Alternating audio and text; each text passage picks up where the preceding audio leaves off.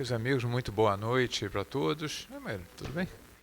É prazer estar aqui com vocês nesse sábado. Um pouquinho frio, né? Talvez esse sábado aqui. Eu não sei se sou só eu que estou com frio aqui, porque eu estou olhando a roupa de vocês, acho que eu estou over, mas tudo bem, né?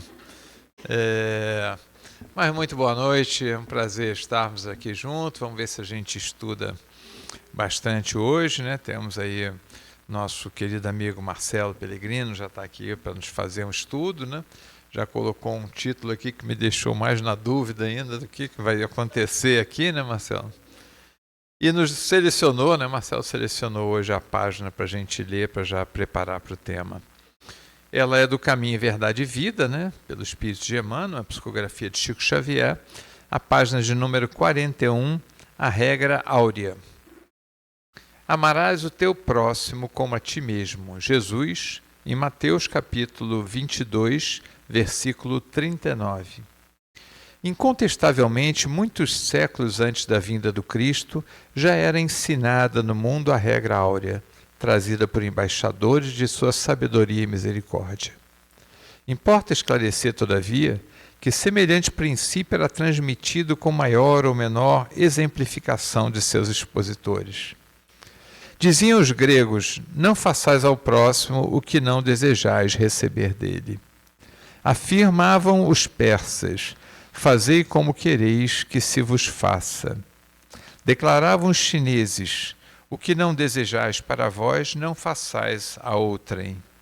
Recomendavam os egípcios: deixai passar aquele que fez aos outros, o que desejava para si. Doutrinavam os hebreus: o que não quiserdes para vós, não desejeis para o próximo. Insistiam os romanos: a lei gravada nos corações humanos é amar os membros da sociedade como a si mesmo.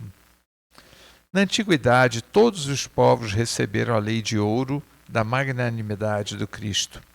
Profetas, administradores, juízes e filósofos, porém, procederam como instrumentos mais ou menos identificados com a inspiração dos planos mais altos da vida. Suas figuras apagaram-se no recinto dos templos iniciáticos ou confundiram-se na tela do tempo em vista de seus testemunhos fragmentários.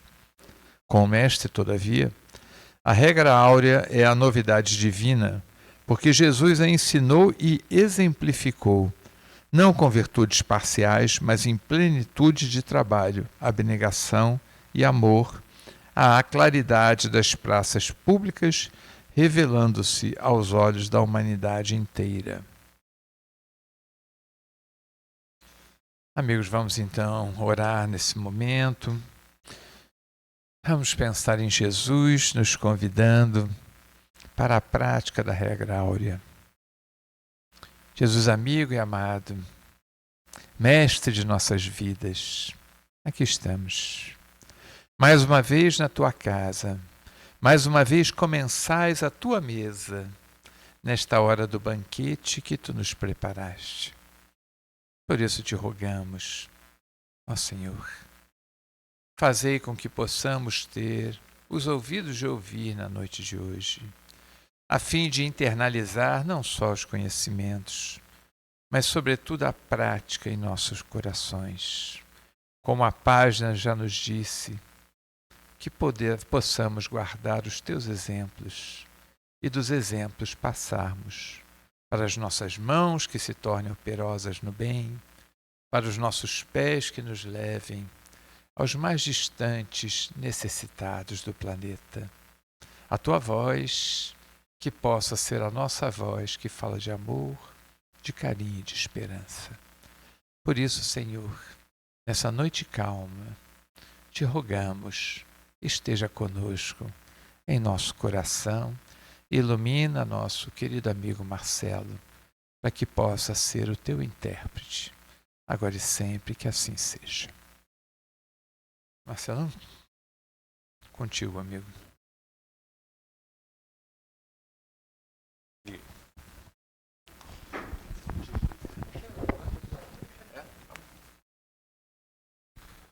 Boa noite a todo mundo.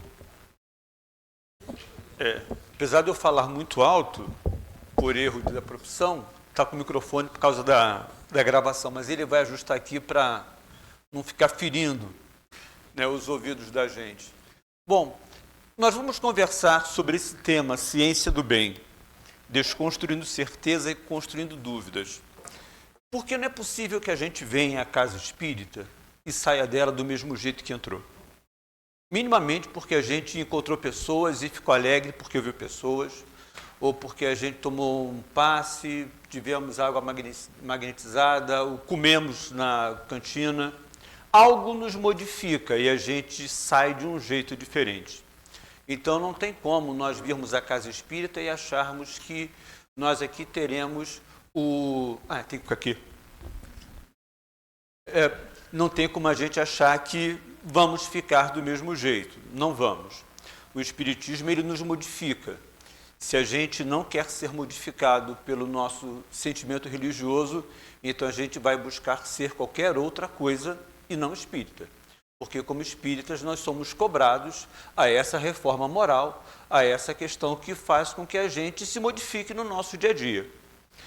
A ciência do bem, esse tema surgiu no culto cristão do lar. Nós fazemos um culto com um grupo de mocidade pela internet, então é todo mundo já jovem há muito tempo. E aí, como todos nós somos jovens há muito tempo, e a gente debate, discute, em uma dessas nossas reuniões, nós lemos uma página e ficou algo que ficou assim me perturbando. E essa perturbação, ela acontece e ela tem que acontecer para que a gente se sinta estranho com aquilo que a gente está conhecendo. Porque se o que a gente conhece não está fazendo estranhamento com a gente, ou a gente não conheceu direito, né? Ou aquilo não é uma novidade, o que no caso do Espiritismo para nós tudo é uma grande novidade. E aí, essa questão do livre-arbítrio. Dentro de mim há dois cachorros. Um deles é cruel e mau, o outro é muito bom. Os dois estão sempre brigando. Vence aquele que eu alimento com mais frequência. Isso é livre-arbítrio. E o que isso tem a ver com a ciência do bem? Porque eu posso escolher... eu estou aqui, tá? Se eu sumir da tela é porque eu corri para lá, tá? Deixar um avatarzinho aqui para poder me movimentar. Essa questão do livre-arbítrio voltado para a ciência do bem, o que isso tem a ver? Porque eu posso escolher ou não. Escolher fazer esse curso. A gente, às vezes, recebe o convite, estamos andando na rua, vem alguém com um panfletinho e nos convida, vai ter bolsa de estudos de 20% da língua tal, a gente pode ou não querer. Vai ter um curso de música, eu posso ou não querer fazer? Então, nós podemos escolher se a gente vai ou não fazer a frequência a esse curso da ciência do bem. E a escolha não é obrigatoriedade. E nisso a nossa responsabilidade aumenta, porque se nós fôssemos obrigados, nós teríamos sempre a desculpa. Eu não estou feliz aqui, mas é porque eu estou obrigado a estar aqui. Por outro lado, nós também perderíamos a chance de assumir a responsabilidade do acerto, porque alguém diria, mas você veio aqui forçado, nem sei por que você está tão contente porque está feliz aqui. Ou seja, a gente, quando assume a responsabilidade das nossas ações, das nossas atitudes, a gente se torna aquilo que começa a ser visto como um espírita, que é a busca de melhorar, da reforma íntima, da mudança do dia a dia. Mas então nós temos aqui essa página. Foi essa lição, a lição 34 do Caminho, Verdade e Vida, e essa frase que me deixou assim muito consternado. Deu-se em holocausto para que aprendêssemos a ciência do bem. Tradicionalmente, os companheiros da lide católica e da lide evangélica, eles usam esse conceito para poder justificar. Eu tenho que seguir, mesmo que eu não queira, o Jesus, porque afinal ele morreu para redimir os meus pecados. E a gente acaba se tornando religioso dentro das lides católicas e evangélicas, já com um sentimento de culpa e de dívida. Poxa, como é que eu não vou poder adorar um cara que deu a vida por mim, assumindo os meus pecados, os meus erros? Observa que isso não faz com que a gente se sinta bem nessa relação. E por que a gente não se sente bem nessa relação? Porque ela é uma relação que começa com uma dívida. E é uma dívida impagável. Porque para eu pagar essa dívida, eu vou ter que morrer pelos pecados de alguém que não tem pecados. Então, como que eu vou pagar uma dívida com alguém, uma dívida que não tenho como botar preço nela?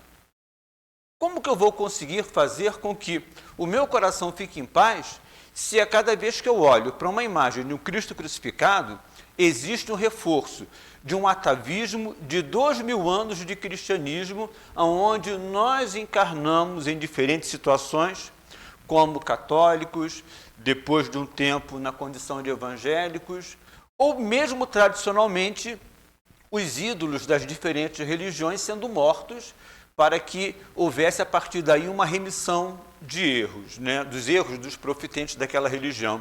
Então eu confesso a vocês que isso daqui é algo que me deixa muito constrangido. Como é que eu vou viver bem? Como é que eu vou ter a coragem de olhar no olho do meu mestre, sabendo que esse meu mestre, ele é um cara que deu a vida por mim? E eu não tenho o que fazer para tentar redimir isso. Alguém poderia dizer, mas você pode ser uma pessoa boa. Tudo bem, ser uma pessoa boa, mas em que padrão? Porque eu posso ser uma pessoa boa respondendo às expectativas de mãe e pai. Fica fácil. Eu posso até surpreender a expectativa de mãe e pai indo além. Mas como que eu vou poder surpreender ou chegar no mesmo grau de expectativa de Jesus em relação à minha pessoa? Não tem como. Por mais que eu me esforce, chegar a esse ponto é algo que é muito complicado. Então isso aqui, desse holocausto, é uma coisa que sempre me deixou muito desconfortável. E por hábito de sala de aula, vocês podem me perguntar, que não me atrapalha o raciocínio não, tá? Eu sei que sábado as pessoas, não vou perguntar. Primeiro que eu não sou palestrante, sou conversador. E se a gente não tirar dúvidas, a gente vai carregar as dúvidas para casa. Eu quero construir coisas que vocês pensem, mas não deixar uma dúvida que não possa ser dividida e trabalhada por todos nós. Então, essa questão do holocausto. Fui tentar entender o que é isso. O holocausto, ele vem dessa palavra grega, holocaustum. E na conotação bíblica, ela tem uma outra interpretação. A vítima, ela é queimada viva, ou o sacrifício, ele é um sacrifício feito pelo fogo. Os animais, nos diferentes templos, eles eram sacrificados, eles eram imolados, passavam pelo sacrifício do fogo. Então, alguém sofrer um holocausto significa que esse alguém, ele seria exposto a um sofrimento intraduzível, simplesmente para que alguém se sentisse melhor a partir daí. E aí começa uma dúvida. Se Deus, ele permitiu que isso acontecesse com o filho dele, ele é conivente. Se ele não permitiu e as coisas aconteceram pela vontade dos homens, ele não tem todo o poder que ele diz ter. Eu sei que nessas horas estão se pensando, ele vai desencarnar e vai para o umbral. Está duvidando, numa só frase duvidou de Deus e de Jesus. Eu não gostaria que os meus filhos passassem eles não passarem como eu tenho.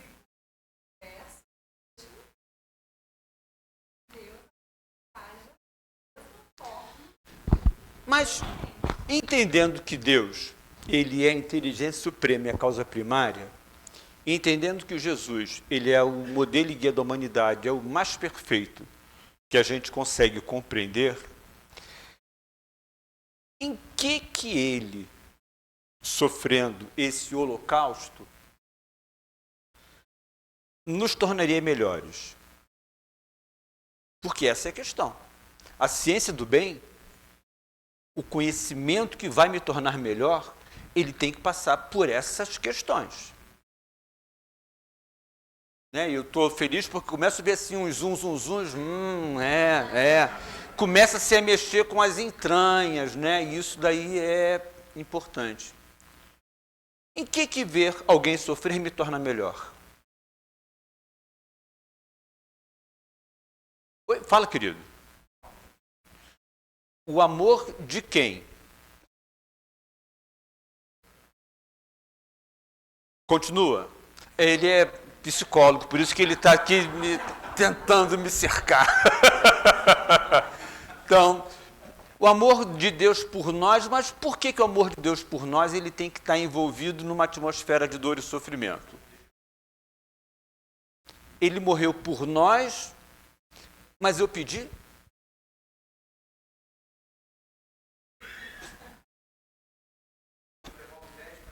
Sim, ele morreu por nós, mas eu pedi. Percebe? A gente tem que...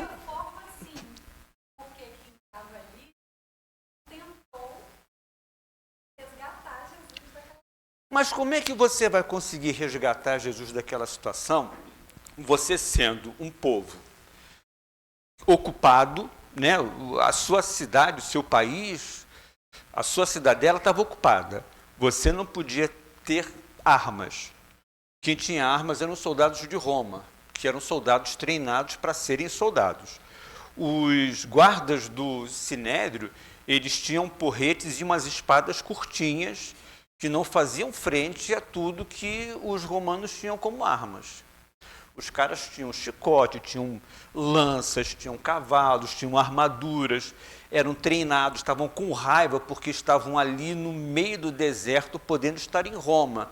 Então, como é que eu, um povo sofrido, amargurado, que já tem uma má fama horrível desde Moisés, como é que eu vou me conseguir fazer alguma coisa se até o meu próprio rei não está nem aí para mim?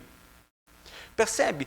Como é que eu vou, então, conseguir fazer alguma coisa para tentar resgatar um cara que eu não sei se de verdade vai me beneficiar ou não? Porque quantos profetas foram surgindo ao longo do tempo?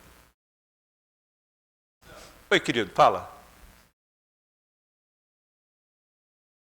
Não sei. Exatamente porque eu não sei, mas, por exemplo, os povos das culturas asiáticas tiveram um exemplo desse de sofrimento atroz? Percebe? Eu não estou querendo... eu não estou querendo que as pessoas deixem de acreditar. Eu estou querendo exatamente quebrar essas certezas.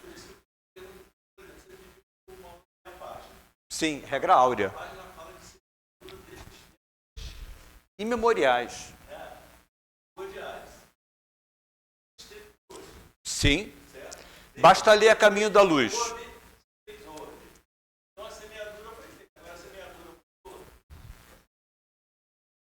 Não sei.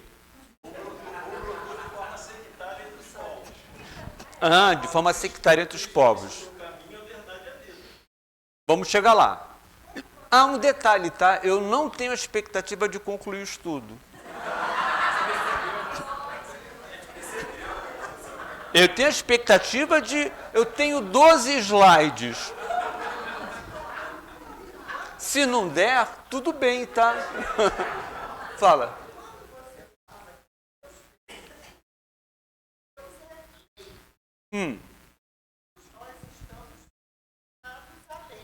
Sim.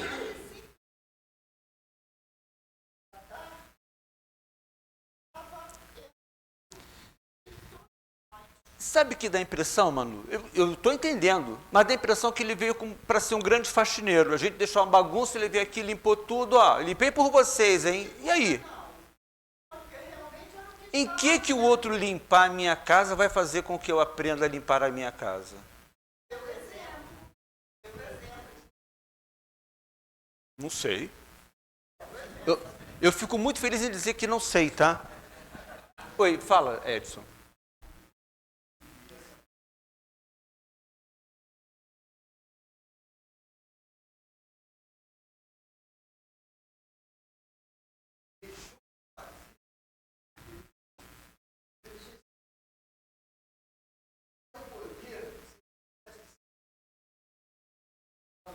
Sim, óbvio.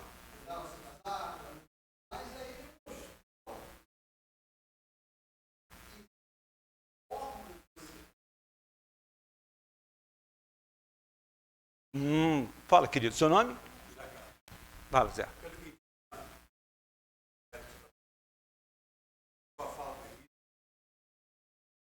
A visão do católico Tradicional, que parece, dentro da visão católica, essa é uma pertinente. Quando o Emmanuel falou sobre Jesus, quando se doou, tá? Um planeta inferior à sua capacidade, ao seu evolutivo, ele ensinou a ciência do bem, não a ciência de se criar uma dívida. Deu exemplo. Jesus deu exemplo e não veio cobrar, dizer, Ele não deixou um carnê. Demonstrar como se doa em prol de uma causa, em prol de uma população, e trazer os exemplos. Então, a visão Concordo. é diferente. Vamos ver aqui, A visão espírita é diferente. trazendo a palavra holocausto do grego para o latim, tem aqui, ó, ela se traduz como sacrifício. E sacrifício é uma palavra formada por duas palavras. Sacer, que inclusive o sacerdote, tá? A raiz está aí, sacerdócio, e fere, sacer, sagrado, o que não pode ser tocado. Fere, o que sofre, que suporta. Então, o sacrifer é o que traz coisas sagradas. É alguém que sofre, que suporta e que traz essas coisas sagradas. E o sacrificus, ou sacrificus, é o sacerdote do sacrifício. É o sacerdote, é essa pessoa que tem contato com o sagrado e traz a informação para nós. Quando a gente pega a ideia de substituir a palavra holocausto pela palavra sacrifício, penso eu, e é apenas um pensamento, que ficou, pelo menos para mim, muito mais fácil entender a dinâmica de tudo que se deu com o Cristo, incluindo a crucificação, do que a gente pensar na ideia do holocausto. Porque o holocausto, até pelas questões que a gente viveu no século passado, na Segunda Guerra Mundial, a palavra holocausto tem um peso dramático de dor muito intenso. Uma coisa de ser algo que não tenha justiça, algo que é feito porque alguém se colocou na condição de achar que é melhor do que os outros e vai por aí afora. Não me é confortável eu pensar que essa é a visão em relação ao Cristo. Mas não é que seja a nossa visão. Emmanuel conduz essa palavra holocausto, e é uma palavra forte, ele usa com o objetivo de fazer a gente parar e refletir. Quando eu pego a palavra sacrifício, eu consigo entender que o Cristo veio fazer foi trazer informações sobre as coisas sagradas. Mas o que é sagrado? É o sofrimento ou é o amor?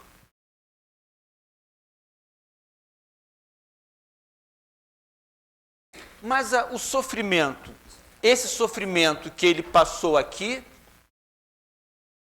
ou esse sofrimento nosso do dia a dia, que a gente vai entendendo, vai compreendendo a lei de causa e efeito, vai compreendendo o nosso uso equivocado do livre-arbítrio, que fez a gente cair em algumas questões de dívidas, mas uma dívida que eu consigo entender como sendo minha e não que alguém tentou fazer algo para tentar superá-la, né, ou suprimi-la. Então, entenda, penso eu que quando a gente vê que essa coisa sagrada, ela tem que ser o amor. Por quê? Porque a regra áurea, o que ela fala? Amai-vos, e não sofrei-vos uns aos outros. Tudo bem? Né?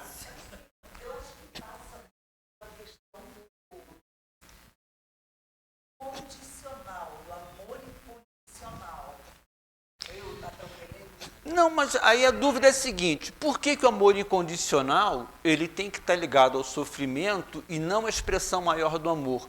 Porque senão a gente vai pensar que a expressão maior do amor é o sofrimento. Mas será que a expressão maior do amor é o sofrimento?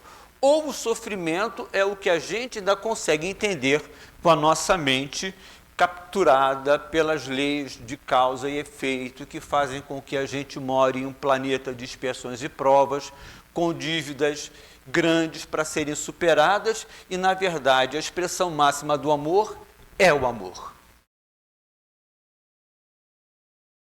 Oi, fala.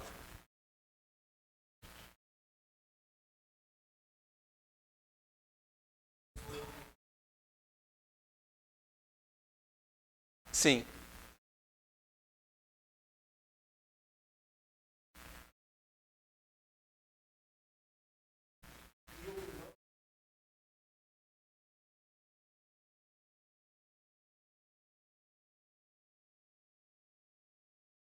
Ele não fez o sacrifício no sentido da dor, mas ele fez o sacrifício no sentido de trazer as coisas sagradas.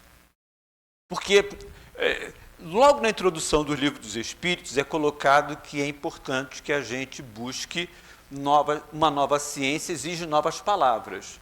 E a discussão que tem sobre alma e tudo mais, eu penso que a gente também deve se permitir começar a mudar a maneira de entender o sacrifício para tirar dele esse peso, a imposição dolorosa, para isso aqui, trazer coisas sagradas.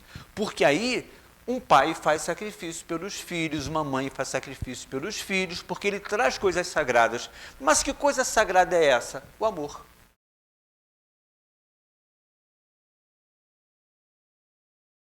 Então, nós podemos substituir aquela ideia original do Emmanuel, de Deus em holocausto, Deus em sacrifício, nos trazendo as coisas sagradas para que aprendêssemos a ciência do bem.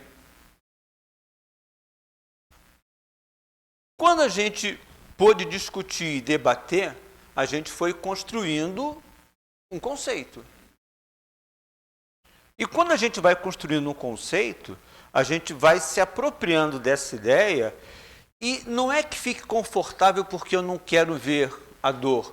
Tipo, eu estou andando na rua, tem um mendigão lá com uma perna quebrada, pus saindo, eu vou virar o rosto porque eu não quero sofrer. Não, nós não estamos virando o rosto para todo o processo educacional de Jesus, que inclui a crucificação como uma etapa fundamental desse projeto, mas entendendo que ele veio trazer uma coisa sagrada que vai além do sofrimento.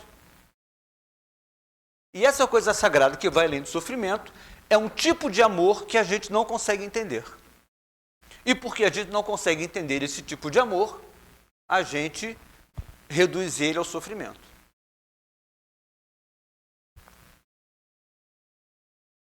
Tudo bem? Que está assim, nossa, qual é o próximo passo? Não sei.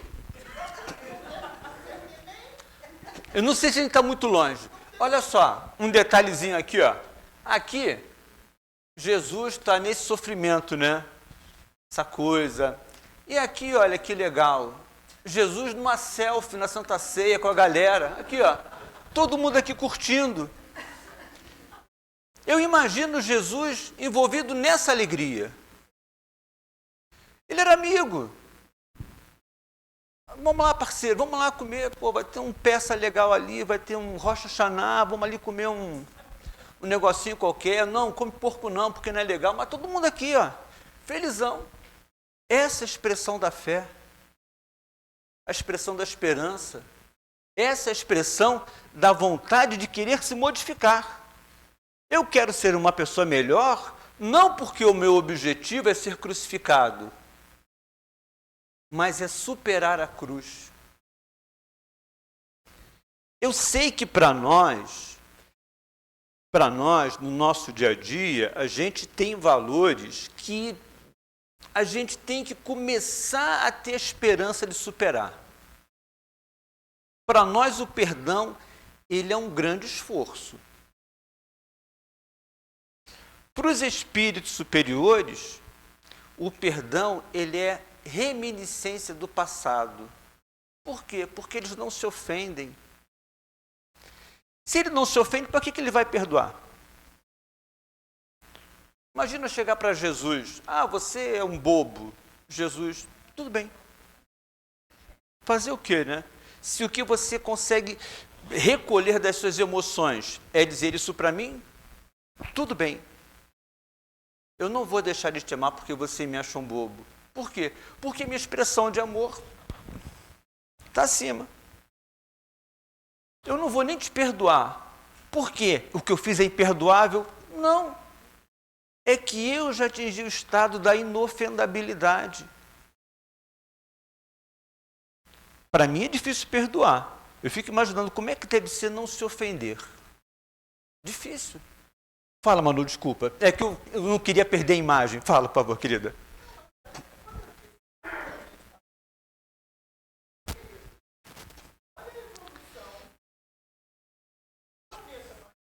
Sim.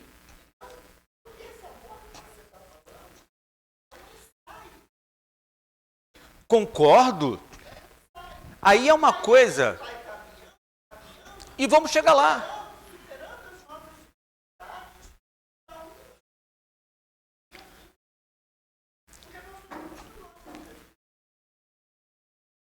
Talvez sim, talvez não, vai depender de uma série de coisas. Eu prefiro entender de outro jeito, que talvez não esteja correto, mas vamos continuar aqui. Mas o holocausto do Cristo foi voluntário. Porque senão, como bem disse o Edson, ele, acabou a brincadeira, parou, não estou afim de tomar um cravo aqui na mão, vamos embora.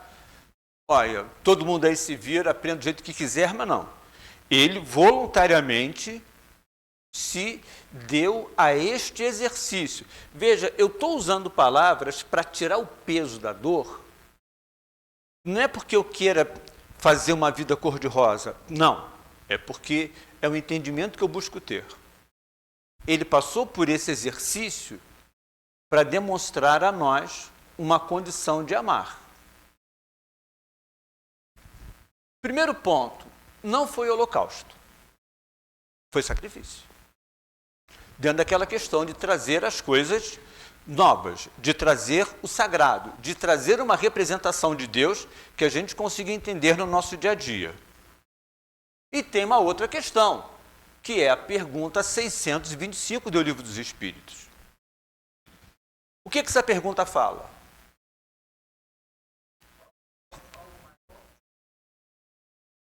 Isso. É a resposta mais curta do Livro dos Espíritos. Jesus. Aqui, ó. Qual o tipo mais perfeito que Deus tem oferecido ao homem para lhe servir de guia e modelo? Veja, tipo mais perfeito. Não é o mais perfeito da escala dos espíritos. É o mais perfeito ao homem e nós, como humanidade, em um planeta de provas e expiações, não somos a elite da coisa, pelo contrário, a gente está na rabeira do processo para servir de guia e modelo. Então, esse guia e modelo não pode ser muito distante ou distante ao ponto da capacidade de eu entender o básico da lição. Ai, Marcelo, você vai para um umbral porque você está dizendo que Jesus não é o cara. Pelo contrário, ele é o cara para nós. Oi. Sim.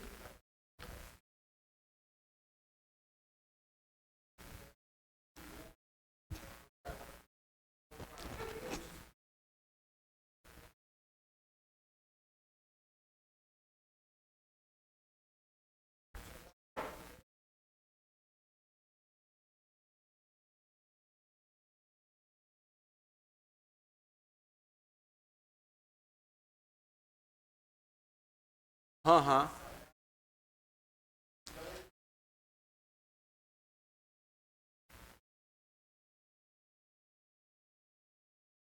Sim, você vai ter esse mesmo final.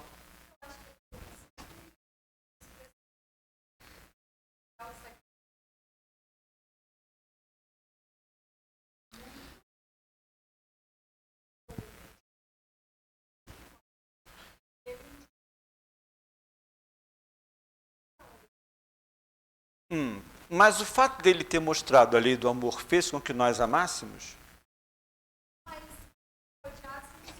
Ah, sim. Esse é o processo. Esse é o processo. Sim. E olha só, todo mundo sabe a resposta da pergunta 625. Mas quando a gente vai lendo os comentários de Kardec, tem essa parte aqui que é muito interessante. Para o homem, nós, Jesus constitui o tipo de perfeição moral que a humanidade pode aspirar aonde? Na Terra. Por isso que ele fala naquele ponto, né? O que eu faço, vós podeis fazer. Sim, querida, mas calma. Mas calma, não se prenda ao fato de não fazer. Abra-se ao fato de poder fazer. Eu não vou me crucificar.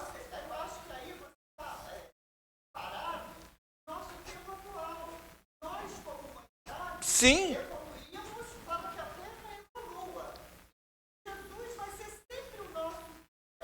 Sim. Para nós. Mas ele não é o bambambam. Sim, mas ele não é o bambambam. Fala. A palavra sacrifício. Holocausto. O holocausto. Ela, o sacrifício extremo da época era a crucificação. Pode ser. Foi o valor que ele buscou. Também tinha lapidação. Também tinha a pessoa ser amarrada por 4 cavalos e ser esquartejada. Tinham várias coisas, mas aquela forma brutal era a forma brutal que chamou mais a atenção como um recurso pedagógico de fazer as pessoas prestarem atenção a um processo. Qual é o processo? Não é o processo da dor, é o processo do amor. É o processo da regra áurea. Porque esse processo da regra áurea, ele está vindo lá desde a antiga antiguidade, baseado em que princípio? Eu não fazer ao outro aquilo que eu não quero que o outro me faça. Essa é a regra áurea. E ao não fazer ao outro, eu começo a colocar a questão que envolve o amor. Mas aí eu vou, nesse processo aos poucos, entendendo que na Terra, as lições de Jesus, por muito distantes de nós que elas estejam, elas estão na nossa capacidade de entendimento. Então, ele não veio trazer para nós uma coisa que não estivesse na nossa capacidade de entendimento. E eles as situações da ocorrência da sociedade. Né? Óbvio, como um bom professor, Na lição 34 aqui, quando ele fala comer e beber, então começareis a dizer, temos comido e bebido na sua presença e tens ensinado nas nossas ruas. Num ponto da página, ele fala o seguinte, não bastará crer intelectualmente em Jesus, é necessário aplicá-lo a nós próprios. Mas como é que eu vou aplicar Jesus a mim mesmo, se o grande exemplo que eu acabo tendo dele é qual? O exemplo da crucificação. Então, eu vou ter que me crucificar para que eu chegue a esse exemplo? Percebe que o que eu estou querendo que a gente possa raciocinar é o seguinte, aquilo foi um recurso para demonstrar algo além, o amor. Esse amor que ele trouxe, que foi capaz dele superar a dor dele, e ao ponto de fazer aquele pedido célebre, Pai, perdoai-os, porque eles não sabem o que fazem, ele estava ali dando o gatilho do amor. Eu amo tanto vocês que eu não quero que ninguém sofra. Mas como a gente está ainda muito atrelado pela forma ainda meio pequena de pensarmos, a gente focou no sofrimento e esqueceu de ver por trás o amor. E aqui,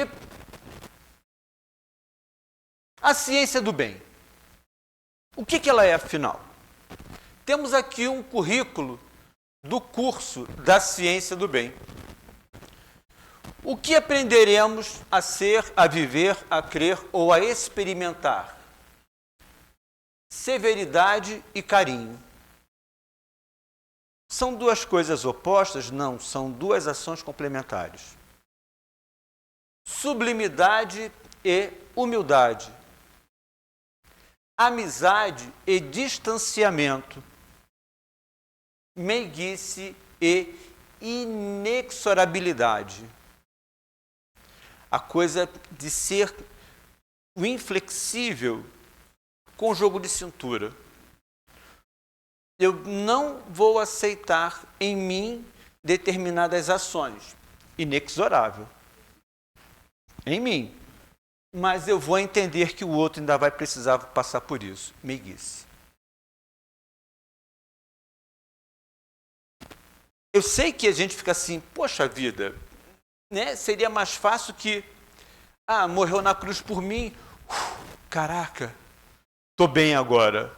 Mas não está, não é isso. Nós, os mortais, te amamos porque nos amastes. Essa frase tão simples do Humberto Roden, ela é carregada de uma emoção tão verdadeira. Nós, os mortais, e os mortais aí, com aspas, né? Porque nós somos imortais, mas o mortal no sentido dessas relações que a gente vive no nosso dia a dia, nós, os mortais, te amamos, porque nos amastes.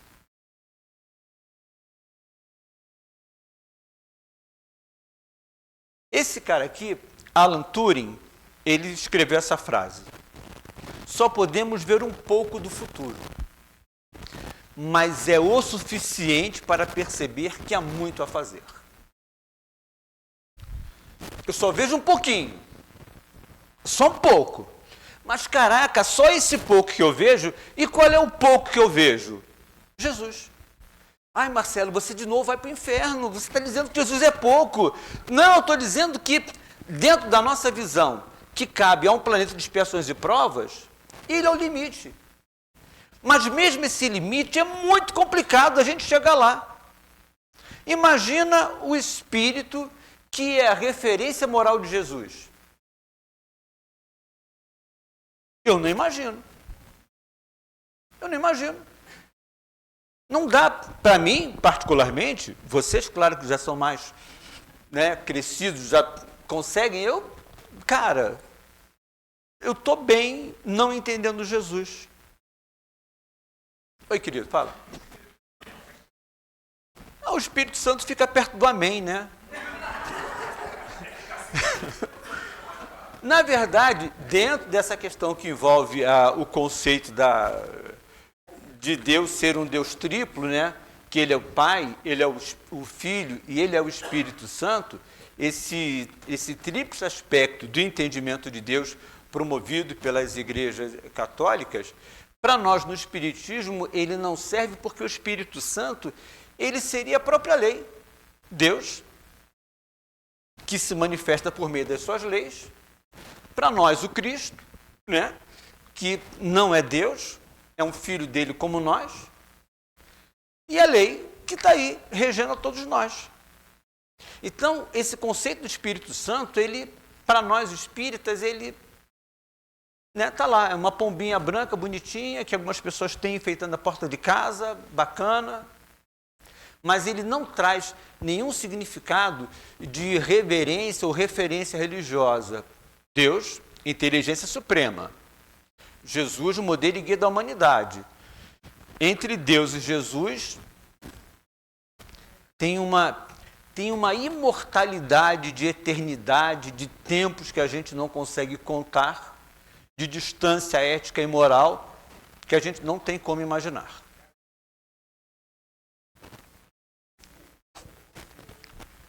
De mim para? Não, acho que de mim para ele, cara, eu acho que de Deus, de Jesus, a pura expectativa, né? De Deus para Jesus, o caminho, cara, é muito grande ao ponto de eu não entendê-lo. Porque eu sei, se eu seguir a regra áurea, até porque está colocado na obra espírita, que esse é o conceito que a gente consegue viver na Terra, está longe pra caramba. Mas entre Deus e Jesus, cara, eu acho que a distância ela é... Porque você tem o Espírito, que é referência ética e moral de Jesus, aí tem o Espírito, que é referência ética e moral desse Espírito, aí tem o Espírito, que é referência moral daquele outro Espírito, e vai, até que você vai chegar naquele zero limite, e quanto mais nós nos aproximamos, mais aumenta a distância, por mais estranho que pareça, sempre haverá metade do caminho a percorrer cada vez que eu me aproximo. Eu me aproximei, agora tem metade. Me aproximei, tem mais uma metade. Até porque Deus, ele é o Criador. Deus é o 01. Nós somos a dízima periódica 0,99999, aí vai por aí afora. No A Caminho da Luz, no capítulo 14, no item chamado Os Primeiros Cristãos, sua doutrina de perdão e de amor trazia nova luz aos corações e os seus seguidores destacavam-se do ambiente corrupto do tempo pela pureza de costumes e por uma conduta retilínea e exemplar. Tem alguma referência nesse momento aqui a ser crucificado? Não. Mas tem referência a quê? Amor e perdão. Ah, mas eles foram mortos. Sim, todo mundo morre. Não tem novidade nisso. Ninguém sai da vida vivo, né? Groucho Marx já dizia isso.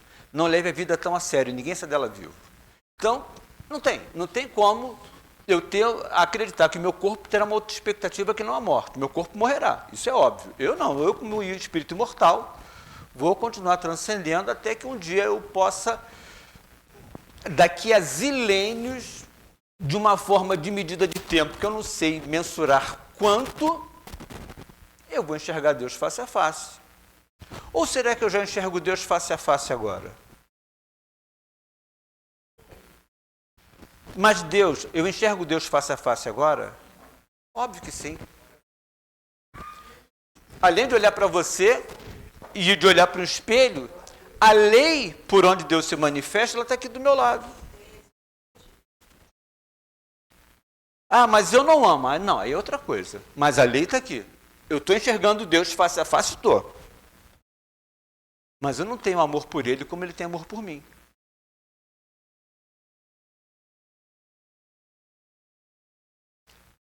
Os antigos alunos desse curso de Ciência do Bem foi feita uma pesquisa, né, igual hoje em dia se faz, entrar em contato com as pessoas para ver se eles tinham gostado do curso, o que eles tinham a dizer, opinião, aonde a coisa podia melhorar, essa avaliação toda, né, de pós-curso. Maria de Magdala, a opinião sobre o curso e sobre o professor. Sublime amor. Judas, para ele, Jesus e o curso da ciência do bem, exemplo de misericórdia. Simão Pedro, qual a opinião dele? A mais nobre lição de fidelidade. Lázaro, verdadeira ressurreição e vida. Zaqueu, mais nobre expressão da verdade. Mulher samaritana, fraternidade universal. Natanael, para quem não está ligando o nome à pessoa, foi aquele paralítico que foi levado pelo telhado à casa de Pedro. Irmão dos miseráveis e deserdados. Pilatos, o poder que nunca cessa. É a opinião desse povo em relação a esse curso, em relação a esse professor. Maria de Nazaré, o enviado de Deus que dormiu no meu regaço e mudou o mundo e mudou o pensamento terreno, apresentando o reino dos céus conforme nunca outrem conseguira fazer. Conforme nunca outrem conseguira fazer. Joana de Ângeles, pelo médio de Valdo, no livro Iluminação Interior, lição número 28. É uma lição grande, fui pegando alguns pontos dela. Mas aqui o que eu gosto de destacar é essa ideia, apresentando o reino dos céus conforme nunca outrem conseguira fazer. Mas o que ele trouxe de novidade, de forma que nunca outrem conseguira fazer? O amor ao próximo. Porque ele é o modelo e guia da humanidade. Ele sendo o modelo e guia da humanidade, ele estava trazendo um recurso que ninguém tem ainda. Mas que está na nossa condição poder tê-lo, sim. Por isso que a gente está nesse curso, frequentando a ciência do bem. Porque nós temos um objetivo, e o nosso objetivo não é a crucificação. O nosso objetivo é a superação. Ir além do que a cruz me traz para aprender o amor a isso. Quando eu entendo que o meu objetivo é superar a crucificação, eu vejo que ela não é o ponto final. Ela é o ponto e vírgula. Crucificação, deixa eu agora ir para trás da cruz. Quanto de amor tem aqui? Se eu só olho a cruz, caramba, quanto sofrimento. Se eu vou para trás dela e me coloco pela cruz a observar o mundo, o que eu vejo? Olhos sequiosos de amor. E se eu me pus após a cruz por ter superado, é porque eu tenho condição de dar a esses olhos sequiosos de amor a parcela de amor que há em mim para poder diminuir a dor e o sofrimento.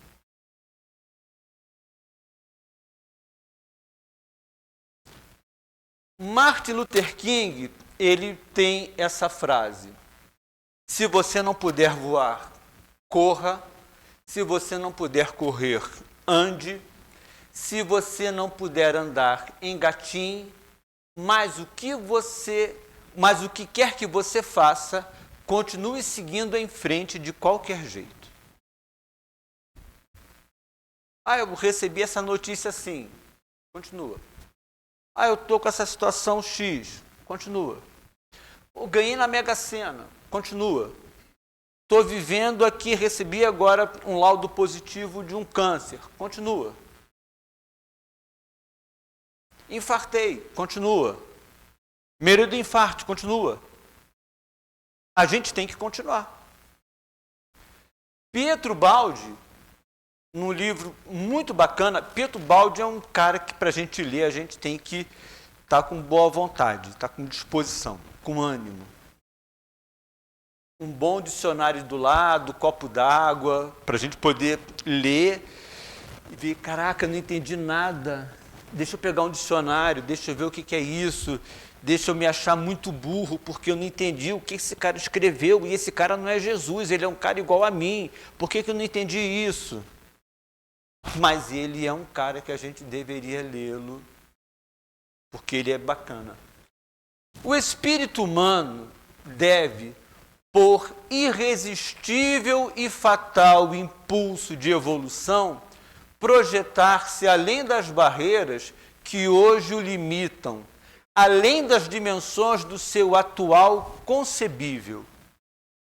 Tem-se o dever de arrancá-lo da sua ordem de vibrações voltadas para a Terra e projetá-lo com toda a sua potencialidade nesta outra ordem de vibrações que querem subir, superar e romper os espaços para a fusão com o ritmo cósmico. É um convite para que a gente cresça. E observa que esse cara aqui escreveu isso século passado. E isso é novidade. Não, não é novidade. A forma como ele escreveu, talvez. Mas todos nós somos convidados a refletir sobre isso quando Kardec pergunta, e é colocado no Evangelho segundo o Espiritismo, qual é o caráter do verdadeiro espírita? Tem aquela coisa bonitinha que a gente ainda não é, mas tem aquela coisa real, o que se esforça para domar as suas más inclinações. E como é que eu vou fazer para domar as minhas más inclinações? Amando. Me conhecendo. Fazendo com que eu tenha essa possibilidade de ter uma opinião sobre Jesus. E qual vai ser a opinião nossa sobre ele? Sobre esse professor, sobre esse curso que nós estamos frequentando? Nessa atual existência, 60, 70, 80, 20, 30 anos.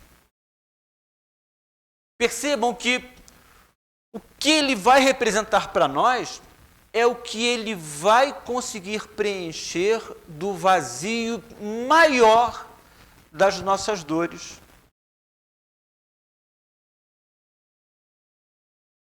Quando eu estava internado na questão do infarto, e esse é um momento muito importante da minha vida, até porque eu me recuperei, tinha um paciente, o meu companheiro de destino, que ele reclamava por qualquer coisa. E um dia a médica, uma senhora portuguesa,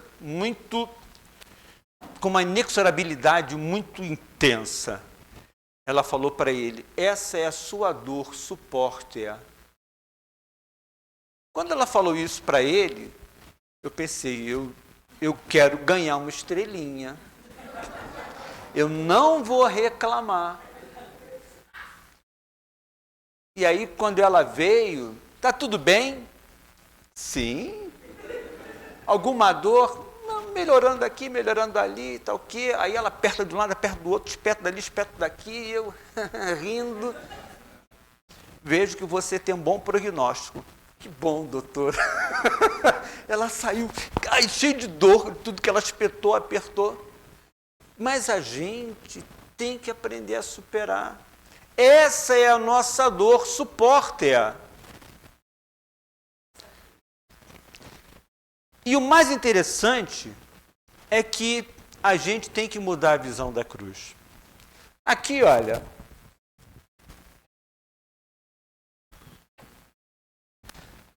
A cruz.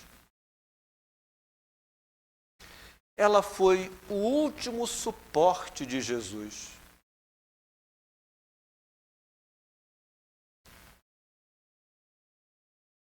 A cruz teve força para poder suportar Jesus. Então a gente também tem que começar a mudar a maneira nossa de enxergar a crucificação. A crucificação é aquele momento onde a dor que vivemos está nos suportando para que a gente melhore. Eu ouvi outro dia numa palestra muito boa, não somos nós que curamos as dores, são as dores que nos curam.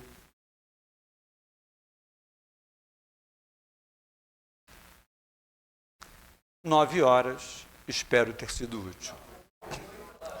8 horas, perdão. É que 9 horas é o horário da quarta-feira.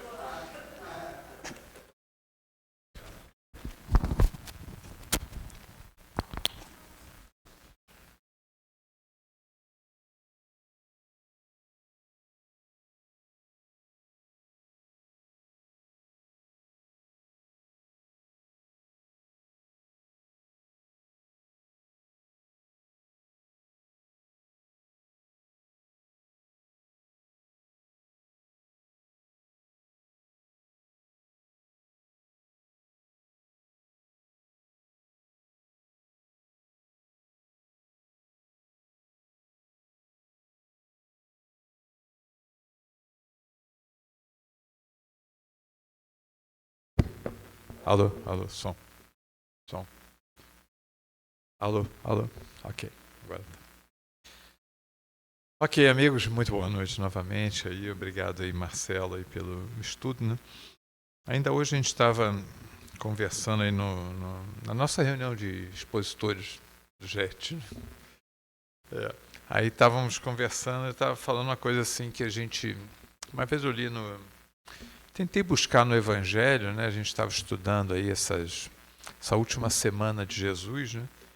E aí eu comecei a ver quantos versículos, né, tinha. Hoje eu não me lembro direito qual era o número, mas quantos versículos tinha nessa última semana de Jesus, né? Em relação ao Evangelho inteiro. Jesus pregou 3 anos. Né? Quanto vocês acham que representa a última semana dele em termos de ter sido escrito pelos evangelistas dos 3 anos que ele passou pregando? Quanto vocês acham que representa essa última semana dele? É uma coisa curiosa, né? Eu dava mais, assim, eu não me lembro do número de direito, né? Já que está gravando, deixa eu falar aqui o número, não sei se está certo, mas era de 20% a 25%. É como se fosse quase 1/4 do Novo Testamento, dos textos que se deram na última semana. Que é uma coisa curiosa, não? A gente olhar assim e fazer, por quê? Essa que é a questão, por quê? Jesus passou 3 anos pregando. Os evangelistas estavam com ele, né? Os apóstolos com certeza com ele, mas pelo menos 2 evangelistas estavam com ele durante 3 anos. Por que é que escreveram durante uma semana o que se passou com ele? Então, essa é uma coisa interessante para a gente refletir, né, que me parece que Jesus passou 3 anos falando as coisas para a gente fazer. E uma semana exemplificando o que é para ser feito. E talvez isso tenha causado esse impacto tão grande nos evangelistas a ponto deles detalharem tão bem a última semana. Então é isso que o Marcelo estava trazendo ali para a gente, né? A questão da cruz é um exemplo. É um exemplo para a gente. Observe que o Marcelo começou com a regra áurea.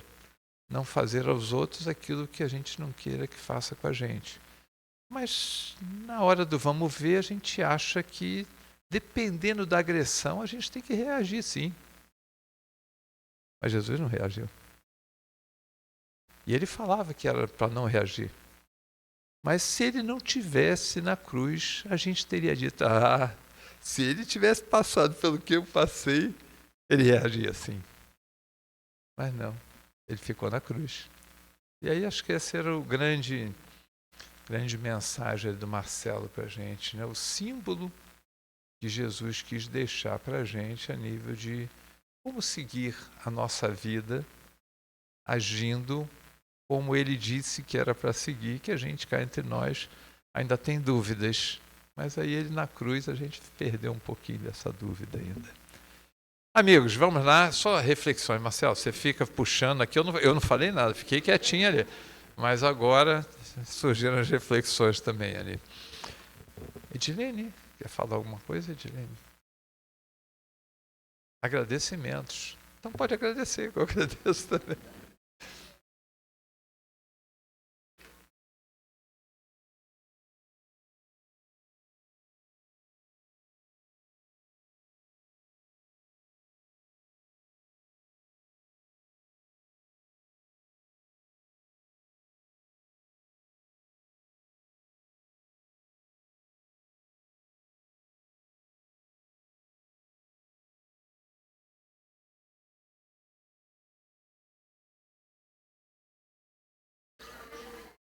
O Leonardo, a gente estava procurando o Leonardo que tinha ganho ali a rifa dele da lareira.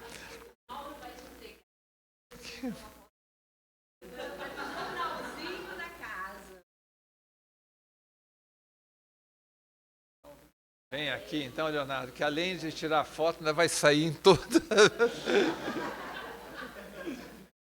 Parabéns, Leonardo. Parabéns aí, faça bom moço, mas.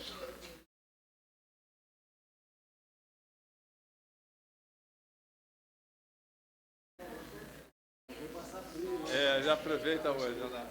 Parabéns aí, né? Sobretudo, parabéns por ter nos ajudado e ter colaborado. Parabéns a todos que vieram aqui também, que puderam aí participar da nossa alegria de estar juntos aqui. Parabéns a todos que trabalharam no evento ali bastante. Parabéns a todos que contribuíram, a todos que doaram, aquilo tudo que a gente acaba entregando, a gente, né, vocês mesmos que doaram, o que nos enche aí de alegria, né? Então, parabéns aí, foi um evento de sucesso, né? Quer dizer, para todos nós, né? Ver as pessoas alegres dançando ali fora ali e tal, né? De chapéu de palha, assim, é uma coisa imperdível ali. Então, foi sempre uma coisa muito alegre e retrato aí da nossa alegria, né? Acho que aquela selfie que o Marcelo mostrou de Jesus com a rapaziada, né? Acho que representa bem essa nossa alegria ali nas nossas festas ali. Ok, amigos, vamos então passar aí para o nosso, fazer a nossa prece final. Sim, esqueci dos avisos, né? Márcia, vamos lá. Primeiro agradecer as campanhas do cobertor, né? Estou vendo ali o Walter ali no cantinho. Agradecer, conseguimos aí finalizar a nossa campanha, né? Eu lembro que a gente tinha 120, né, de meta de cobertor. A gente achou que era muito, acabou sobrando, a gente reorientou os cobertores para outras instituições, exatamente para a gente poder aquecer. E aí, mais uma vez, aí, muito obrigado aí a todos que participaram ali, muito obrigado mesmo. Ainda mais quando vem esse frio de hoje ali, né, a gente fica pensando, né, o que seria daquelas pessoas se não fosse a ajuda dos cobertores, né? Falamos aí na jornada de estudos espíritas, né, que agora está com o nome de Momentos com Jesus, e aí nós faremos esse ano novamente no dia 17 de setembro, né, é um domingo, então só para vocês saberem, mais esse momento com Jesus, né, a gente no último estudou exatamente, né, essa questão do último sermão de Jesus na cruz, né, e vamos entrar esse ano com 2 temas, que é a verdade, que é um diálogo, né, na verdade, com Pôncio Pilatos, Jesus e Pilatos. Então nós vamos estudar o que é a verdade e vamos estudar também Bendito que vem em nome do Senhor, que é a entrada exatamente no domingo de Ramos, né, portanto, uma semana antes já da crucificação. Então são 2 temas ali muito gostosos, né? Hoje a gente estava em reunião, né, Alexandre ali também, estávamos em reunião e, portanto, reserve esse 17 de setembro, depois a gente vai falar sobre a inscrição já 1º de agosto. O último aviso é com relação à palestra da Associação Médico Espírita aqui de Teresópolis, né? Como ocorre, né, todo mês, às 10 horas da manhã, no Facebook da AME Teresópolis. E nesse 30 de julho, então, teremos tema Desânimo e Suicídio com o Dr. Fernando Figueiredo. Então, ele é presidente da AME de Três Rios, né? Estará conosco, então, no dia 30 de julho, às 10 horas, virtualmente, no Facebook da AME. Mais uma pergunta. Alguém nos visita hoje pela primeira vez? Como vão? Tudo bem? Como é que são seus nomes, por favor? É que eles falam, agora já vou me aproximar aqui para ouvir.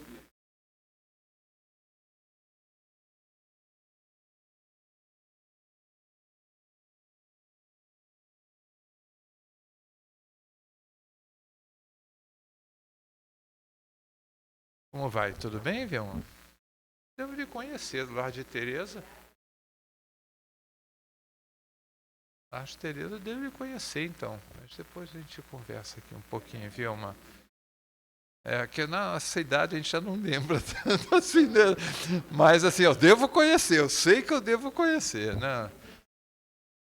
Conheço a Dona Brunilda já. Com certeza. Dona Brunilda já não só uma grande amiga, né? Mas uma pessoa também muito próxima da gente, né? Teve também muito próximo aí da jornada de estudos espíritas, né, de Teresópolis. Dona Brunilda nos ajudou muito ali, bastante. Eu sempre tive um carinho muito grande pela Lar de Tereza. Inclusive, mas depois a gente conversa, Vilma. E o seu nome?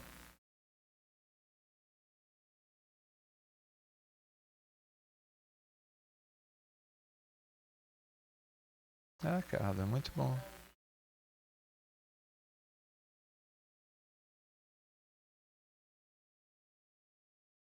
Bacana.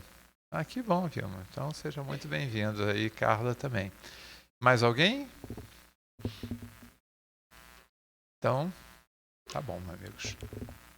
Então tá, muito obrigado aí a todos, muito boa noite. Pedi ao Marcelo para fazer a nossa prece aí, aproveitando, abusando um pouco mais do Marcelo, a nossa prece aí de encerramento e agradecimento aí. Por favor, Marcelo.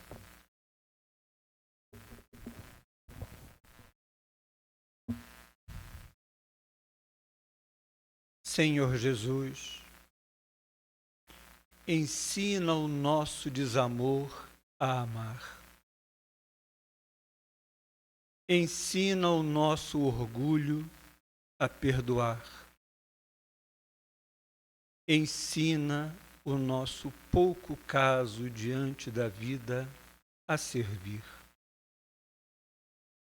Socorra-nos, Senhor, porque somos aqueles pedintes que no passado e hoje suplicamos o teu amor, porque muito pouco temos a ofertar, a trazer de nós para os mais sofredores do que nós. Por isso, nós te pedimos que o teu amor possa alcançar a humanidade inteira, que independente de crenças e valores, todos nós, na condição de sofredores, possamos receber o teu amor. Ó Senhor, que os teus pés iluminem o nosso caminho, que possamos receber das tuas mãos o carinho e sentimos-nos cada dia um pouco mais em paz. Cordeiro divino, que tanta diferença em nossa vida faz, sê conosco, porque só assim estaremos contigo e seguiremos a nossa vida em paz. Muito obrigado, Senhor.